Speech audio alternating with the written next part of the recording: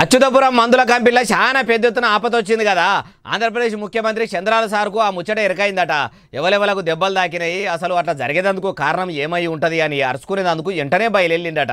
CM గారి పరామర్శల పరంపర ఎట్లా కొనసాగిందో చూద్దాం. ఫార్మా కంపెనీ పాపాన పానాల మీదికి వచ్చిందని ఎరకవుడు ఆలస్యమే లేదు, ఇట్లా వచ్చిండు.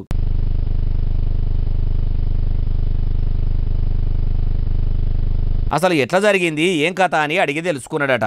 అట్లనే దావకాన్లో ఉన్నోళ్ళను కూడా పోయి కలిసిండు. పానం ఇప్పుడు ఎట్లున్నది, డాక్టర్లు మంచిగానే చూస్తుర్రా, ఎవరికైనా ఆయాపాయ ఉన్నదా అని కూడా అన్ని ముచ్చట్లు అరుచుకున్నాడట. అట్లా జరిగిందన్న ముచ్చట సీఎం సార్కు ఎరికైన కాన్ నుంచి అసలే మనసుకు పడతలేదట. ఆయనకు ఎంత పని అయిపోయే, ఏం చేయొస్తుంది, ఏం కథ అని ఆలోచన చేసుకుంటూనే ఉన్నాడట.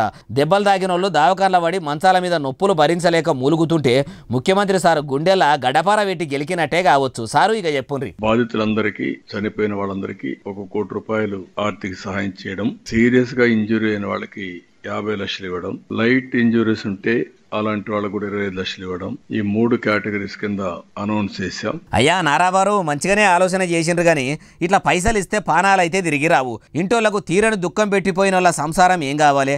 అట్లనే మీరు మంచి మనసు చేసుకుని ఇంటికో సర్కారు నౌకరి పెట్టిపోయిండ్రి. అట్లనన్న వాళ్ళ కుటుంబాలకు రామునికి ఉడత సాయం లెక్క ఎంతో కొంత మీరు ఆసరైనోళ్ళు అవుతారు అంటుర్రు ఈ ముచ్చటిన్నోళ్ళు.